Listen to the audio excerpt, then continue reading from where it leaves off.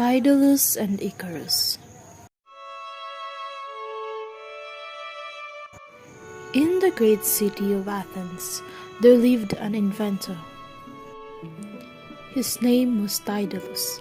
He had made many wonderful things. He had changed the course of rivers, harnessed the power of the wind.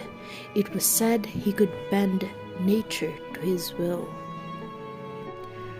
Rumors reached Athens of a tremendous fleet of ships crossing the sea.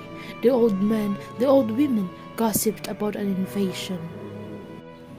Daedalus forgot the stories the moment he heard them. He was preoccupied with something far more important: his son's birthday present. What to give him?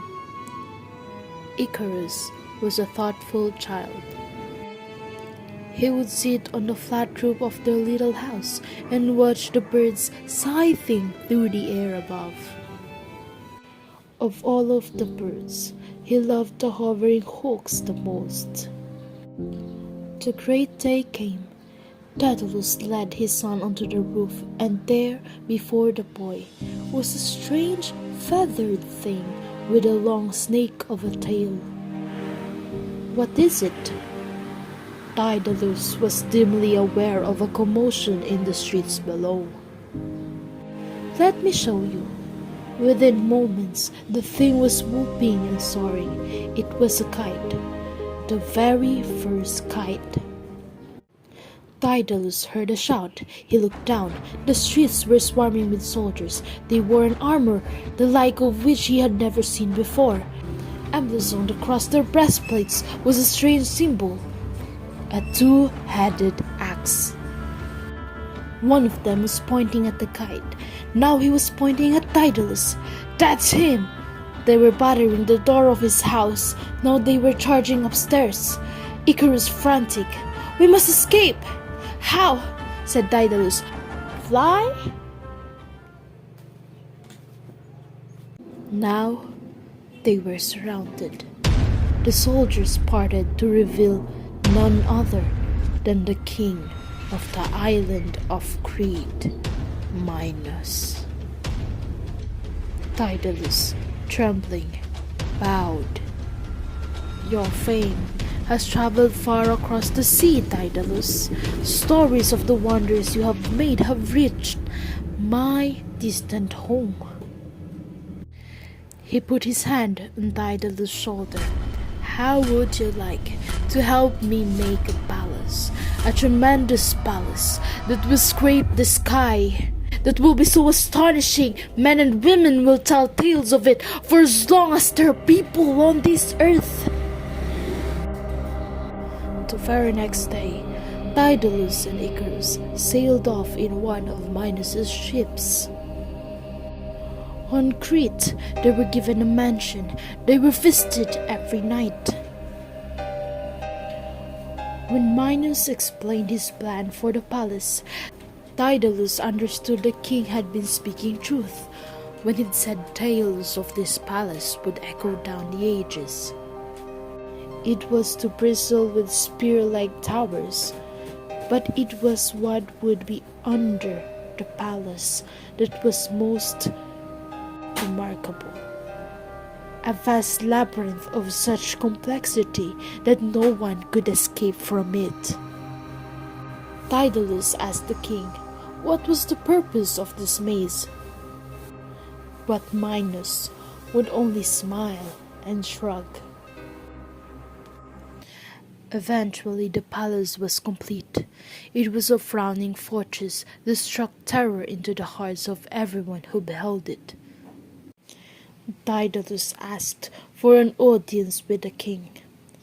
"Now my work is over. I would like to return to Athens." "Oh, you can't leave. I'll pay you more. There are so many wonderful things I would have you make." "Thank you for your offer, but I prefer to return to the city of my birth." "Offer? I made no offer. You cannot leave. You know too much. I can have you selling secrets to my enemies. So you will stay here until your death. When he returned to his mansion, Daedalus looked at the beautiful murals painted on the walls, the fountains in the courtyard, and what he saw was a golden cage.